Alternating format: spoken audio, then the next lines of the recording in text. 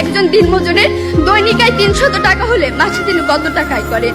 মাননীয় মডারেটর, মুখে মুখে বাবাকে জবাব দিলাম 9000 টাকা।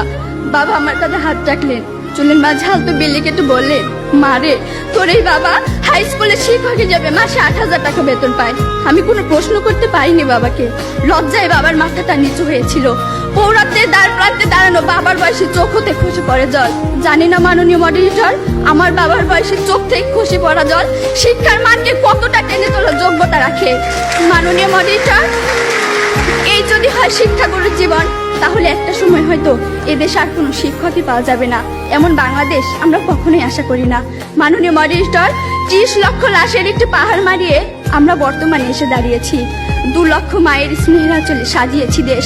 প্রতিপক্ষ বঙ্গবন্ধুর স্বপ্ন, লাখো শহীদের প্রত্যাশা আর বীর জননীর ত্যাগের প্রতিদান দেওয়ার এখনই সময়। আর তার জন্য চাই শিক্ষাক্ষেত্রে অধিক বিনিয়োগের মাধ্যমে টেকসই উন্নয়ন নিশ্চিত করা।